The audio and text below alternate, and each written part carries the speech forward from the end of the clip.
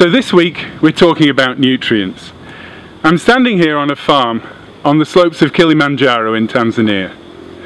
This is what we call a multi-story garden. It's the traditional farming system of the Chaga tribe. What you have here then is a whole range of different crops. We've got vegetable crops, some amaranthus and things down on the floor, on the ground. We've got coffee as a very major cash crop in the system. We've got other fruit trees, a lot of bananas, some papaya, some tree tomato, some other tree crops as well. And then above we've got mango trees and these huge albizia trees, which are actually remnants of the original forest. Now, whereas in the lectures you're thinking about single nutrients, what we're looking at here is something which in a sense mimics a natural forest. You've got the cycling of nutrients, the litter falling from the trees, you're maintaining a mulch on the soil surface which actually stops erosion, and you maintain then the cycling of nutrients within the system. But things aren't quite as good as they sound, as you'll hear from the local farmer, Zaina. Okay, my name is Zaina Maimu. I grew up in this farm. I'm 55 years old, and this is my young sister. She's Mwanaidi. She's 45 years old, and that's my cousin, Sony. Yeah. He's 64 years old. Exactly. So I'd just like you to tell me what's really changed since you were a child in terms of the management of these systems here. Yeah, if I look to this farm now, this is my daddy's farm. It's more than I think it's almost 100 years old, and I grew up into this farm until I went to the university. That's when I was 23 years old.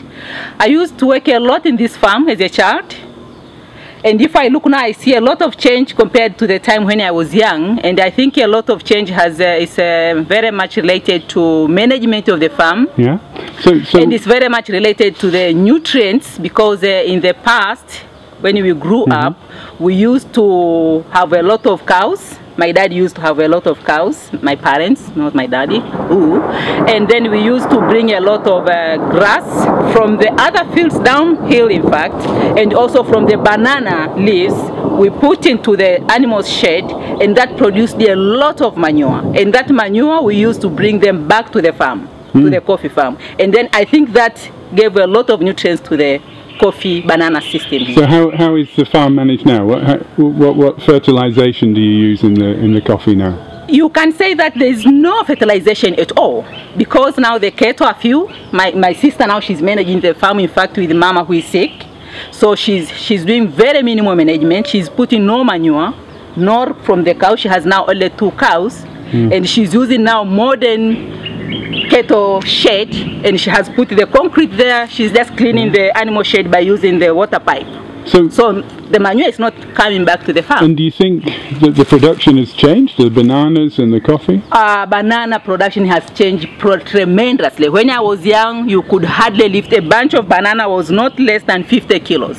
But now, if you see, they are very, very small. And the coffee, in fact, if you look now, the berries looks very nice. But this is very special year, because I think they had a good short rain season. Yeah? That's why they have a lot of berries. But it has nothing to do with management. Okay. Yeah. Thank you very much. So as you just heard from Zaina, things are really changing here.